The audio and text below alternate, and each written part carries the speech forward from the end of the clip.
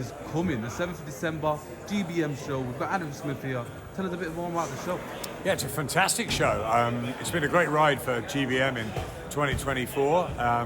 I joined in Sheffield actually back in February when Shaquille Thompson was topping the bill in the same Cannon Arena.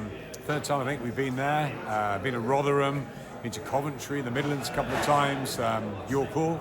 So it's been a really good year, and I think this is a nice finale to get some of our exciting young prospects out. Good to see Kieran Malloy back. Got real high hopes for him. Amar Akbar, Ed Hardy, the farm boy, Muhammad Ali, Taz Nadeem.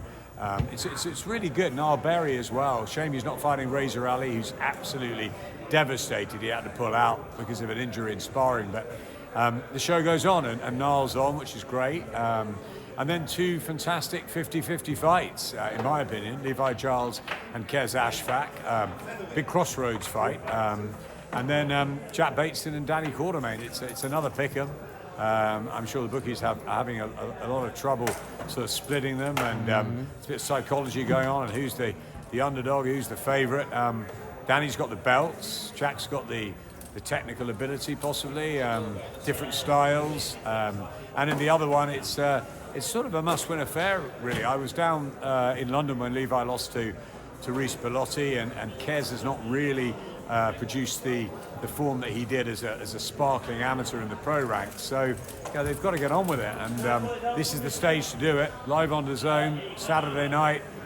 GBM will be a fantastic platform for some not just excitement, but for some stories, and we hope we get some new stars coming through, and some really good fights. That's what GBM's about. That's what attracted me. The fans love it.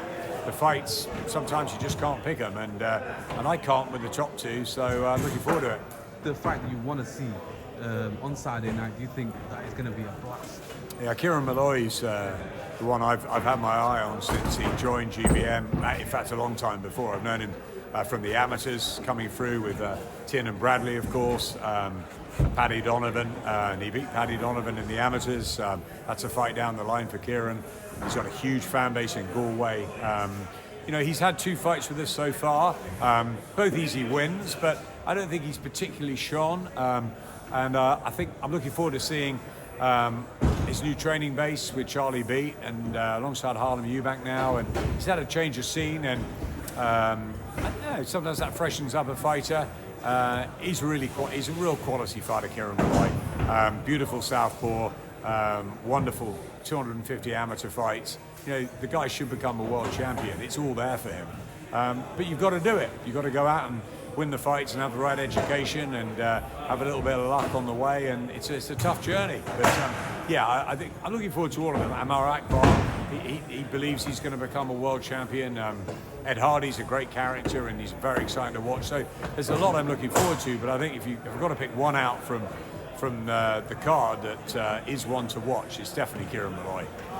Talk to me. You've worked in boxing a long time, so tell me about what you think about that card, by the way. About February the 22nd? Yep. I think it's possibly the best card I've ever seen, certainly in modern times. I'm scratching my head trying to think of a better one.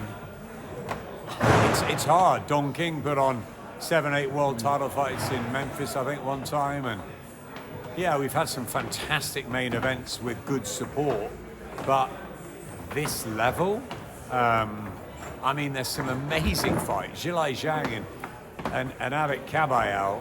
I think it's possibly the earliest fight, or one of the earliest fights. Callum Smith and Joshua Buatsi. Virgil Ortiz, one of my favourite fighters in the sport. We haven't even got anywhere near the Dubois Parker fight. I spoke to Joe a couple of days ago. He's on great form. Daniel's just looking fantastic after the AJ win. The Bivol Batebiev rematch is an absolute must for fight fans. Look, it's terrific. It's a stellar show. Shakur Stevenson back in an unbeaten matchup, all-American fight. I love it. I love February 22nd, and it'd be great if GBM gets a little part to play in Saudi next year. I think that's the aim for Izzy. We've been out a few times, and he'll be knocking at the door. And I think we need a Shaq Thompson, a Kieran Malloy, someone, Danny Quartermain, to come through and get up onto that stage. And we've seen fighters take those opportunities. And yeah, maybe we can have that in 2025 with GBM. Izzy's certainly keen for it and believes he's going to be on that stage alongside Eddie and Frank and Ben and Calla. So why not? He's a great personality. He's got a fantastic story. GBM's going places. So yeah, I'm sure it's just a matter of time. I know you're a man that likes a domestic strike. I do. There's Buatsi and Smith on that card. Talk to us about that as well. Yeah, I love it. I've known both of them since the amateur days, and it's a great fight. Callum's, he's only had a couple of defeats against the very best in Canelo and Batebia, former world champion at super middleweight, and obviously wants to be a two-time champion at light heavyweight. It didn't work out for him against Batebia, but there's no disgrace in that. He's coming again. Smith brothers I'm very close to, and I wish Callum all the best. But also, I'm a big fan of Joshua Buatsi as well, and I've worked with him extensively at Matchroom and at Sky, and he's a great fighter.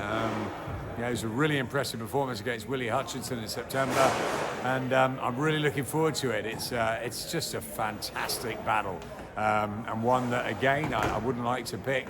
I just want to be at. I just want to be watching it, and hopefully I'll be commentating on it. I'd love to. So yeah, February 22nd can't come quick enough. There's a guy that we always wanted to fight, Buatsi, and the guy we're talking about, you've had his trainer with you, and he's been your co-host for a while now, and he said a lot of things. Anyway, to be fair, he says a lot of things. He says a lot of things, to be fair. And I know Anthony Yarde was on the TalkSport show. What did you make of that? Yeah, I mean, look, it's a fight. Look, Yarde and Buatsi's a fight I want to see, right? They made Buatsi and Callum Smith. Tunde tells us there's so many fights that Anthony Yarde could have. Well, let's make them, Tunde. Come on, let's get it on. He told me that I was just a friend of Joshua Buatsi's, that I had no position to comment on Buatsi and what he says. Of course, I'm not in the management team. I'm not behind him, but I know that Buatsi wants that Anthony Yarde fight. That's what I do know. And I know that Anthony wants a Buatsi fight. So come on, it's down to money. It can happen. Let's make it happen for the fans. But first of all, you've got Buatsi against Callum Smith. So let's see Anthony Yarde back in the big fights in 2025. I'm a huge fan of Anthony Yarde. I'm a huge fan of Joshua Buatsi. I'm a huge fan of boxing, and we want to see the best fight the best. Tunde's great. His knowledge is huge. I've loved dancing with him on TalkSport, and I hope we can do it again. But yeah, it's all fun and games, and 2025 is going to produce some big fights, I think. And Tunde's got to play his part in the Anthony Yarde saga. We want to see Anthony in some massive domestic and world title scraps in 25 and 26, and I'm sure we will. What do you make, last question, what do you make of Turkey Al Sheikh when he calls into shows just to clear up things? Have we ever seen anything like this before? Someone telling us the truth that the public want to hear, they get their answers answered. It's fantastic, and he's even teasing us with stuff in March and May, and it's brilliant, isn't it, that somebody that's backing the sport financially is also such a huge fan. We were teasing the Mark Chamberlain story, weren't we? That was Mark was Turkey's favourite fighter. He could have picked anyone. Isn't it great that he actually loves boxing down to the core? He wants to be there at the fights. He wants to be around it. He wants to be. Eddie and Frank tell me that he's the one that is making these fights. He says that these are the fights I want to make, and go and do it, right? So I guess it makes the promoter's job a little bit easier. They've got someone in Turkey that really wants it to work. Saudi have been amazing in the last year and a half. What they've done, they've turned boxing on its head, and they're putting on the fights the fans want to see. So yeah, long may it continue. And the fact they're coming to Britain, they're going to America. I'm sure they want to go to Africa and Asia as well. And it's fantastic to see. Look, we don't know how long it will go on for. Will it be? The boxing just goes on and on. We've obviously got the misfit side, we've got the Jake Paul side, we've got the entertainment of that. All eyes are on boxing at the moment, but what's coming out of Riyadh are just big shows, better shows than we've ever seen. And it's just wonderful. I always said it's great for the fighters because they're getting the opportunities, they're getting the big paydays, and for you and I and all the fans and supporters of boxing, we're getting the big fights. But we're also having them here in Britain. We're having the GBM shows. Top Tier's got a big show coming up as well. So too to Queensbury on Saturday night with Lawrence Coley and Ryan Walsh, who I was speaking to earlier. You know, there's boxing's going on everywhere, and it's terrific to see. My friend Tasha Jonas is back, of course, next week in Liverpool for Boxer and Sky. That's fantastic. And then we've got the big one in just a couple of weeks. All eyes on Riyadh again for Alexander Usyk and Tyson Fury. I'm trying desperately to get to the Fury camp. They're locking down, they're closing the doors. I was out with Alexander Usyk last week in Spain. It was a pleasure to be around him. It's a fantastic rematch, and the world will be watching. We know Dave Allen's got a little job as well to do. So good card again on December 21st, and a massive top of the bills. So yeah, boxing's flying, and we've got plenty to wrap up before we wrap up the Christmas presents, haven't we? Yes, And get home for Christmas. And then I think 2025 could be the best year that boxing's ever had, from what I'm hearing. So yeah, stand by. I know how I'm tagging this video now. I think so. I think, look, it's the gift that keeps on giving, isn't it? And I think it's just fantastic. And you know, we celebrate fighters. Fighters are why I'm in it. Fighters are at my heart, and they still don my wall. My heroes of Barry McGuigan, who's out in the jungle at the moment. We're cheering Barry on. Oh, yeah.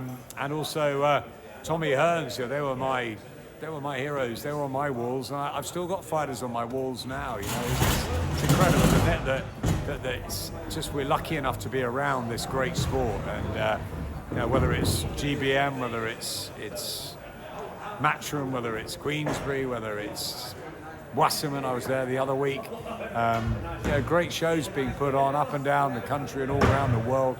Top Rank, Oscar De La Hoya at Golden Boy, just brilliant. And you know, fans are getting real fights, and after a lot of fights that haven't been made, we're finally getting them. So at every level, whether it's Bateson and Quartermain, or whether it's Usyk and Fury, you know, fight fans have just got to be happy. We're tuning in and seeing fights. We don't know who's going to win, and that's just great for us, isn't it?